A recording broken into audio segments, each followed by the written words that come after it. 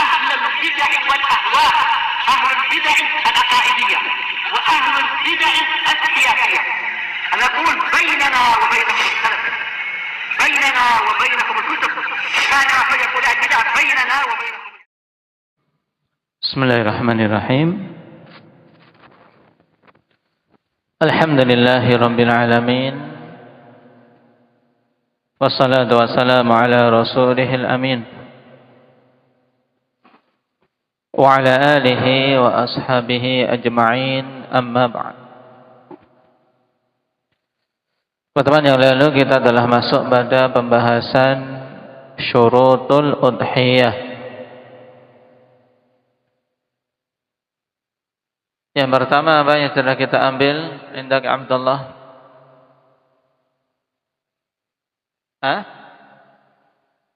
Ikhlas. Yang pertama, dan itu syarat keseluruhan ibadah, yaitu ikhlas dalam menyembelih semata-mata karena Allah Subhanahu wa ta'ala. Syarat kedua apa, Nasrul?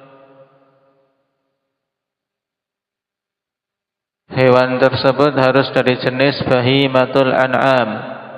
Yang masuk dalam deretan bahimatul an'am hewan apa saja? Cahya,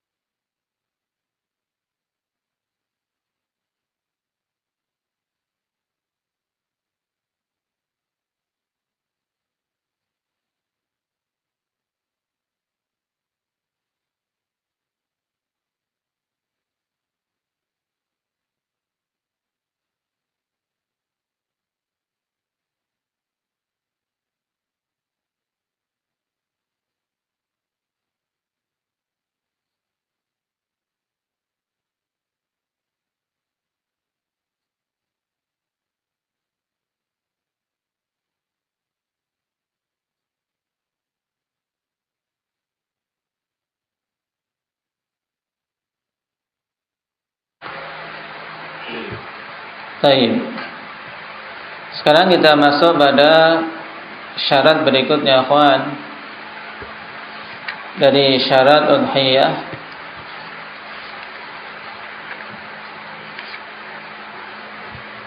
yaitu syarat yang keempat, ya kan?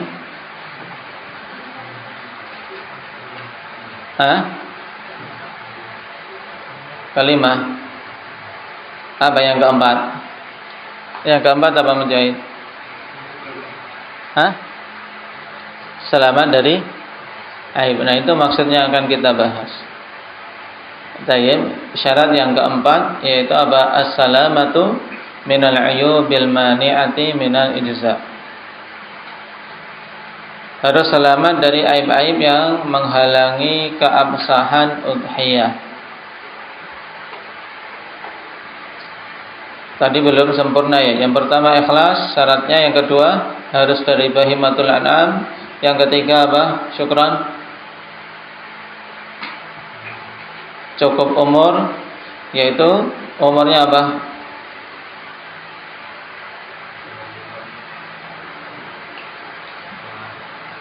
Untuk da'an, diberi kemudahan. Umurnya paling mudah yaitu apa? Jada'ah, yaitu 6 bulan. Domba 6 bulan sudah bisa.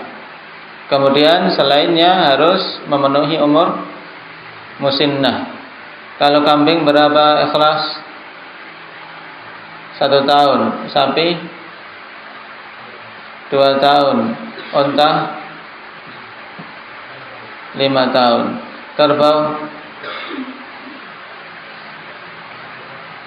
kerbau berarti berapa tahun?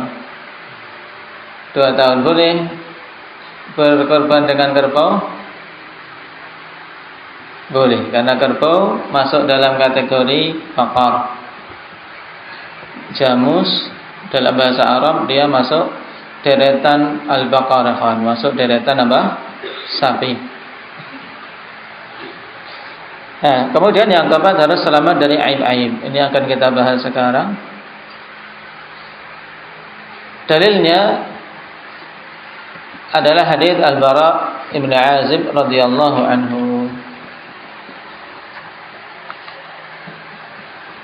Qala sallallahu alaihi wasallam, arba'un la tajuzu fil adhahi, al-'awra'u al-bayyinu 'awaruha, wal maridatul bayyinu maraduha, wal 'arja'ul bayyinu dhal'uha, wal kabiratul lati la tunqi. Rawahul khamsah. 4 jenis yang tidak sah untuk digunakan sebagai udhiyah. Yang pertama al-'awra al-bayyinu 'awaruha. Baik. Perhatikan dalam catatan kaki. Bayan al-hadits anna ma la yujzi'u fil udhiyati min bahimatil an'am arba'. Hadis ini menjelaskan bahwasanya jenis yang tidak sah untuk digunakan sebagai udhiyah dari jenis bahimatul an'am itu ada 4. Al-ula yang pertama al-'awra al-bayyin 'awaruha. Wal 'awra hiya allati la tubsiru illa bi'ainin wahidah. Baik. Yang namanya aura akhwan yaitu yang tidak melihat kecuali dengan satu mata saja. Jadi buta sebelah. Kambing atau sapi atau unta yang buta sebelah ini tidak sah untuk digunakan sebagai udhiyah. Berarti kalau buta dua-duanya boleh? Indah Hanim.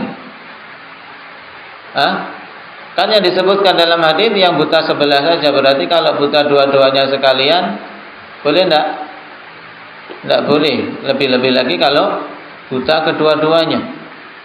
Kalau satu buta saja dari matanya tersebut enggak sah, apalagi kalau dua-duanya. Wala tujzi'ul amya min babi aula, maka enggak sah kalau sampai buta kedua-duanya. Itu lebih-lebih lagi. Kalau buta kedua-duanya maka tidak sah. Berarti dari pernyataan ini akhwan al-bayyin 'awaruha yang jelas pijaknya. Seandainya tidak kelihatan, cuman rabun. Nah, orang kambing melihat secara zahirnya matanya apa? Taib. Matanya kayak normal-normal saja, cuman sedikit rabun. Kurang jelas penglihatannya. Maka ini sah atau tidak? Sah. Kita katakan itu sah. Kenapa? Karena Nabi memberikan penjelasan al-bayyin yang jelas, memang pijaknya jelas, buta sebelahnya. Berarti kalau kurang jelas, tidak kelihatan, maka sah-sah saja. Kemudian ats-tsaniyah al-maridatul bayyinu maraduha. Hewan yang sakit, yang jelas sakitnya jelas. Antakuna maridatan maradan bayyinan, di mana dia sakit dengan sakit yang jelas, bihaitsu yadhharu 'alaiha al-marad, di mana nampak sakit padanya. Misalnya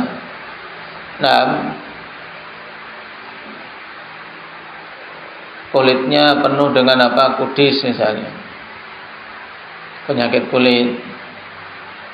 Li'annaha bidzalika taqillu qimatuha wa la yarghabu fi aqliha. Nah, dikarenakan kalau kondisi hewan sakit seperti itu, maka harganya akan murah dan orang tidak selera untuk memakannya. Taib, dagingnya juga sudah berubah warnanya. Taib, yang jelas sakitnya. Berarti kalau sakitnya tidak jelas, kelihatannya dia segar-segar saja. Nah, tapi ternyata dia sakit, sedikit sakit, pilek kah. Nah, taib, batuk-batuk. Kambing batuk enggak, Muhammad? Hah? Pernah lihat kambing batuk? Taib. Nah,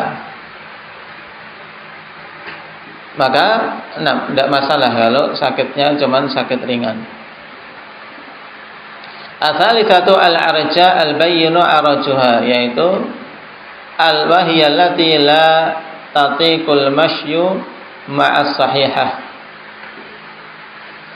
Yang maksudnya arja al-bayyin araja, yaitu kambing yang pincang, yang jelas pincangnya, kawan, sehingga dia tidak mampu untuk berjalan bersama dengan kambing-kambing yang lain yang sehat. Ketinggalan maksudnya. Ya, temannya jalannya betul, dia jalannya pincang sehingga lambat. Nah, pincang yang jelas, maka apa? Maka tidak sah untuk digunakan sebagai udhiyah. Adapun pincang yang tidak jelas, dalam artian dia masih bisa bersama dengan kawanan kambing yang lain ketika dalam suatu rombongan, bisa berjalan walaupun sedikit ada pincang, sedikit saja, ini boleh. Ar-rabi'ah al-kabiratul lati la tungki. Nah, yaitu hewan ikhwan yang tua, nah, yang sudah tidak ada som-somnya lagi. Taib, yang sangat kurus. Nah, yang sangat kurus, yang sudah tidak ada som-somnya karena sakit atau karena memang tadi makannya sangat sedikit, maka yang demikian ini tidak sah. Ai allati laysat fiha niqyun, yang tidak ada padanya niqyun. Yang dimaksud dengan an-niqyu yaitu al-mukh, yang tidak ada apa? Som-somnya. Tidak ada apa pada tulangnya itu som-som, tahu? Som-som pada tulang. Karena hewan akhwan yang sangat kurus itu, nah, som-som yang ada pada tulang karena kekurusannya ini menjadi hilang, sehingga di dalam tulang itu kemerah-merahan. Dalam tulang itu kemerah-merahan jadinya. Baik. Maka yang seperti ini sangat lemah, kondisi kambingnya sangat lemah. Orang melihat juga apa? Juga tidak suka. Tinggal apa? Kulit pembungkus tulang saja. Nah, tulangnya pun tadi sudah tidak bersumsum, saking kurusnya. Itu tidak sah untuk dijadikan sebagai udhiyah. Laisa fiha niqyun bi kasrin nun wa sukunil qaf wa takhfif. Niqyun wa huwa mukhul 'azm, yaitu inti dari apa? Dari tulang, yaitu sumsum tulangnya. Fa idza kaburatil bahimatu asbahat hazilatan dha'ifatan qalilatan lahm. Kenapa? Sebab hewan apabila sudah tua, kawan, ya kayak manusia juga, kalau sudah nenek-nenek, kakek-kakek kan kurus, kemudian apa? Lemah, dagingnya dikit. Nah, hewan-hewan juga demikian, kalau sudah terlalu tua. Nah, antum ingin udhiyah, tapi udhiyahnya pakai apa? Kambing yang sudah mbah-mbah, udah apa? Sudah sangat tua, tidak ada dagingnya, sudah lemah, tinggal nunggu mati saja. Itu dikorbankan, ini tidak sah. Nah, dagingnya sudah nggak enak kalau ada. Hazilatan dha'ifatan qalilatul lahm, ya sangat kurus, lemah, dagingnya sedikit. Falidha taqillu qimatuha wa yarghabun nasu anha. Oleh karena itulah harganya menjadi murah dan orang tidak suka terhadapnya. Nah, ini 4 hal pokok ikhwan terkait aib-aib pada bahimatul an'am, yang apabila ada pada suatu hewan yang digunakan untuk udhiyah, maka udhiyahnya tidak sah. Baik. Sebagaimana hal ini telah dinukilkan ijma' oleh Imam Nawawi rahimahullahu taala. Kata beliau rahimahullahu taala,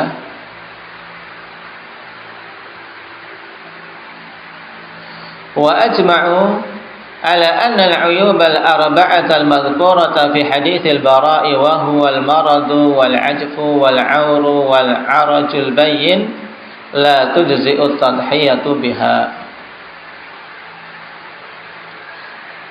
Para ulama telah berijma' bahwasanya aib-aib yang 4 yang disebutkan pada hadis Al-Bara, yaitu sakit, kemudian ketuaan, kurus kering, kemudian buta sebelah, serta kepincangan yang jelas, itu tidak sah digunakan untuk udhiyah. Kemudian kata beliau, wa kadza ma kana fi ma'nahu, demikian pula yang semakna dengannya. Taib. Au akbah, atau lebih parah, kal'ama misalnya, seperti kebutaan dua-duanya. Kalau sekedar picek, tidak bisa melihat satu, ikhwan, matanya masih kelihatan, masih ada tapi tidak bisa lihat. Mungkin putih itu, satunya cuma apa? Kelihatan putihnya saja, kan tidak bisa lihat itu. Nah, ini sudah picek, matanya pecah atau dua-duanya nggak bisa melihat, maka tidak sah. Waqad irijl, demikian pula apa? Kakinya terpotong. Kalau pincang saja dan masih ada kakinya itu tidak sah, apalagi kalau kakinya sudah apa? Kepotong. Ini maksud Imam Nawawi rahimahullahu taala wa syibhi. Berarti kesimpulannya, ikhwan, aib-aib yang ada pada binatang itu ala thalathati aqsam. Fal uyub ala thalathati aqsam. Aib, kalau kita mau klasifikasikan, ikhwan, terbagi menjadi 3 jenis. Dengannya seseorang akan gamblang, tidak akan bingung-bingung ketika ditanya tentang kondisi hewan yang ada cacatnya. Memang sepakat semuanya, semakin bagus, semakin sempurna kondisi hewan, semakin utama. Tapi kan terkadang seseorang sesuai dengan kondisi kantongnya, mau beli, ini mumpung murah, ada kambing murah misalnya, tapi buntutnya tidak ada. Ada kambing murah tapi tanduknya patah. Ada dapat kambing murah tapi apa? Kambing jantan tapi sudah tidak ada biji pelirnya. Nah, ini semuanya butuh kita ilmu sah atau tidak. Jadi aib-aib ada 3 jenis. Al-qismul awal ma dallatis sunnah ala adami ijza'i, yang ditunjukkan oleh as-sunnah bahwasanya tidak sah kalau aib itu ada. Berapa ini? Aibnya itulah 4 yang disebutkan dalam hadis Al-Bara. Ini jelas, kalau ada aib tersebut, salah satu dari 4 yang disebutkan dalam hadis, maka tidak sah untuk udhiyah. Maka hadis Al-Bara jadikan patokan, ikhwan, dalam masalah ini dihafal. Al-qismu tsani, yang kedua, makana mithlal uyubil arba'atil mansusi 'alaiha au aula minha. Yang kedua, aib yang semisal dengan aib-aib yang 4 yang disebutkan dalam hadis atau lebih parah. Maka yang seperti ini bagaimana? Fa innahu yuqasu 'alaiha qiyasa musawatin au aulawiyatin. Maka diberlakukan padanya qiyas musawah kias penyamaan atau kias aulawiyah.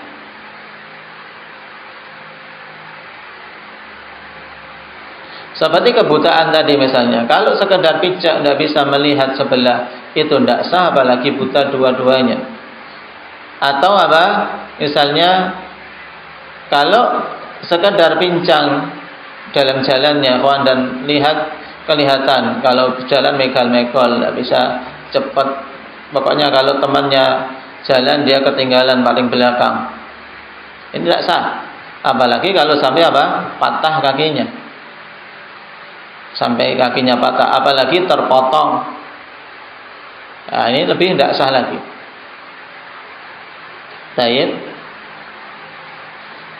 Nah, kemudian al-qismu tsalits, aib jenis yang ketiga, uyubun lam yaridin nahyu anha wa kanat dunal uyubil lati warada fiha an-nahyu. Aib-aib yang tidak datang pelarangan padanya, dan aib tersebut di bawah kondisi aib yang datang pelarangan dalam hadits Bara'. Walakinnaha tunafi kamalas salama, akan tetapi itu menghilangkan kesempurnaan selamatnya hewan. Tetap ada aibnya, tapi di bawah aib yang disebutkan dalam hadis Bara'. Maka hukumnya bagaimana? Fahadhihi la athara laha wa la tukrahu at-tadhiyatu biha wa la tuhram. Maka aib yang seperti ini atau cacat yang seperti ini tidak berefek, tidak dimakruhkan, tidak pula diharamkan.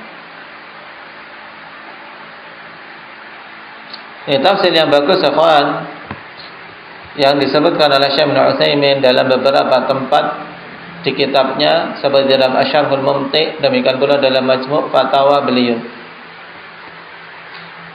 Nah, untuk jenis yang ketiga ini banyak, ikhwan, yang masing-masingnya ada khilaf dalam pentarjihan di kalangan fuqaha. Seperti misalnya tadi, patah tanduknya. Patah tanduknya aib bukan? Aib. Tapi sah atau tidak untuk jadikan udhiyah? Sah. Nah, karena apa? Tidak ada kaitannya dengan 4 perkara atau 4 aib yang disebutkan dalam hadis. Kemudian juga terpotong telinganya. Telinganya kepotong.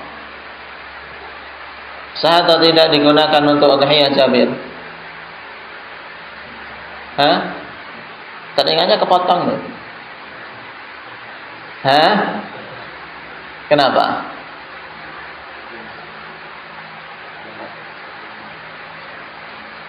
Telinganya kepotong, yang kepotong kan daunnya saja, ya, daun telinga. Nah, sah. Nah, karena itu masih di bawah kondisi 4 aib. Nah, disitulah kadang ijtihad sebagian ulama berbeda-beda, yang menganggap ini aib yang parah, ini aib yang di bawahnya. Tapi yang rajih, yang kepotong telinga, kepotong ekor, kemudian apa? Tadi tidak punya biji pelir, itu semuanya sah. Semuanya sah. Kenapa? Karena tidak datang nas dalil yang menunjukkan terlarangnya hal tersebut, dan hukum asal adalah bolehnya untuk dijadikan sebagai udhiyah. Bahkan terkait hewan, pejantan yang dihilangkan biji pelirnya, Nabi SAW ketika berudhiyah menyembelihnya jenis itu. Karena pejantan kalau dihilangkan biji pelirnya kan fokus pada penggemukan badan, sehingga dagingnya bagus, karena tidak ada syahwat. Tidak ada syahwat, tidak ada energi yang diarahkan untuk ke syahwat, sehingga semuanya ke daging saja, gemuk. Ini contoh.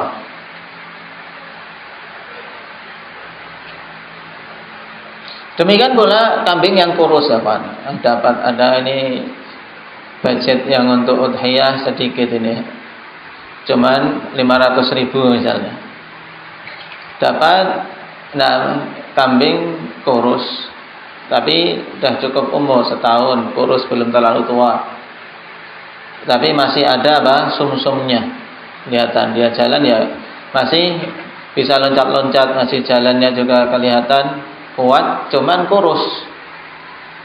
Sah atau tidak? Sah menjadikan udhiyah. Dan akhwan, jangan sampai pikiran seseorang daripada berkorban dengan kambing kurus mending tidak usah berkorban saja. Ini keliru. Karena ibadah ini setahun saja, setahun sekali. Kalau memang pada suatu waktu dia tidak mampu untuk mencapai yang utama, misalnya yang sempurna. Kambing kan bermacam-macam harganya. Ada yang 10 juta, ada yang 6 juta, ada yang 5 juta, yang 3 juta, 2 juta, 1 juta pun ada. Mencari. Mungkin yang ada sedikit aibnya karena dia mampunya itu, tidak masalah. Karena tetap terpenuhi inti dari ibadah udhiyah tersebut. Fattaqullaha mastata'tum. Berupaya untuk menunaikan udhiyah yang merupakan ibadah yang agung sebagai bentuk pengorbanan karena Allah Subhanahu wa taala.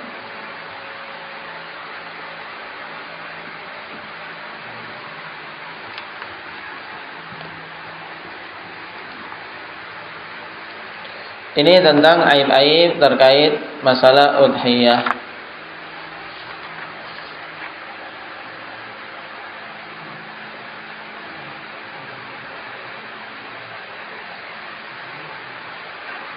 Syarat yang lain, akhwan, yaitu syarat yang kelima, an takuna al-udhiyatu fi waqtihal muhaddad syar'an.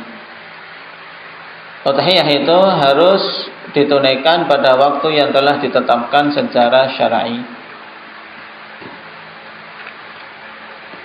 Waktunya dimulai dari setelah sholat Id pada hari Idul Adha sampai tenggelamnya matahari di akhir hari tasyrik, yaitu tanggal ke-13 Dzulhijjah. Dari sini kita ketahui bahwasanya hari-hari penyembelihan udhiyah itu berapa hari? 4 hari. Tanggal 10, 11, 12, 13. Mungkin tanggal 10 seseorang belum memiliki rezeki. Alhamdulillah tanggal 12 ada penawaran dari sisa-sisa kambing. Orang masih nawar ini, daripada tidak laku tolong dibeli, kalau mau ini gratis, obral, murah.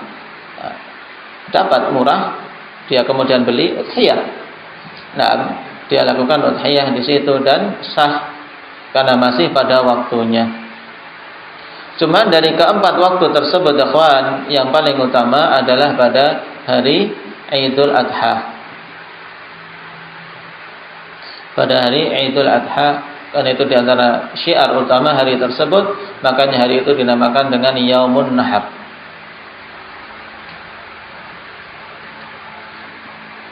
Rasulullah sallallahu alaihi wasallam mengatakan dalam hadis Al-Bara, "Inna awwala ma nabda'u bihi fi yaumina hadza an nusalliya thumma narji'a fananhar." Sesungguhnya awal yang kita mulai hari ini dengannya yaitu kita salat, maksudnya salat Id, kemudian kita pulang dan menahar unta, yaitu menyembelih binatang kurban. Man fa'alahu faqad asaba sunnatana, siapa saja yang melakukan demikian telah mencocoki sunnah kami. Wa man dzabaha qablu fa innama huwa lahmun qaddamahu li ahli laisa minan nusuki fi syai'. Siapa saja yang menyembelih sebelum salat, maka itu adalah daging yang diberikan untuk keluarganya, bukan termasuk dalam ibadah kurban sedikit pun. Ada pun dalil yang menunjukkan hari-hari tasyrik juga hari penyembelihan. Hadits Nubaisyah Al-Hudali dalam Sahih Muslim. Ayyamut tasyrik ayyamu aklin wa syurbin wa dzikrin lillah. Hari-hari tasyrik adalah hari-hari makan, minum dan berzikir kepada Allah Subhanahu wa taala.